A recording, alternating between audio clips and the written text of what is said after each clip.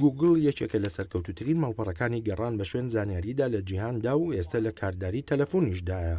ماریۆ کۆیرۆز جێگیری سەرۆکی گوگڵە لە بەشی بەرهەمهێنان.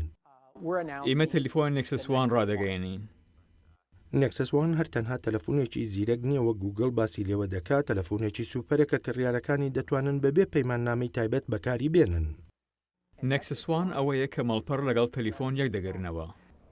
لە شتە گرنگەکانی تری ئەم کۆمپیوتەرە بچووکە ئەو کامێرایەیە کە سێ ڕەهەندی هەن و تواناییەکەشی 5 میگاپیکسۆڵە و فلاشیشی تیادایە. نێکسس وان تەکنەلۆژیای دەنگیشی هەیە کە بەکارهێنەرانی دەتوانن بە دەنگ ئیمێڵەکانیان ئامادە بکەن. Sounds good, period. Where are we meeting? Question mark. ئەم تەلەفۆنە کۆمپانیای HTC بنکە لە تایوان دروستی کردو و سیستمی کارکردنەکەشی گوگڵ دایناوە بە ناوی ئەندرۆید.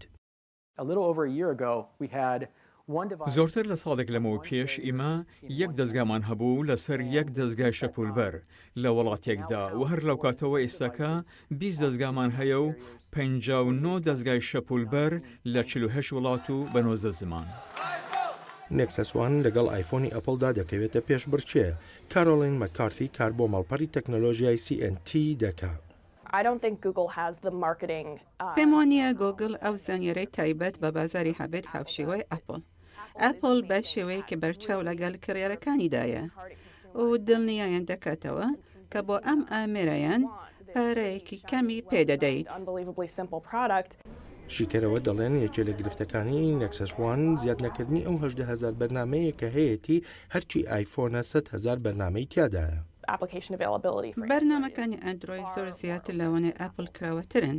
ئەپڵ ئەو پرۆسە داخراوەی هەیە کە پێویستە بەکارهێنەرانی داوای بەرنامەکانی بکەن.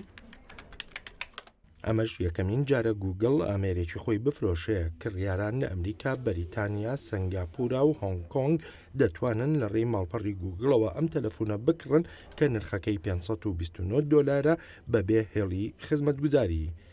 ئەم راپۆرتە لە بەشی کوردی دەنگی ئەمریکاوە پێشکەشتان کرا.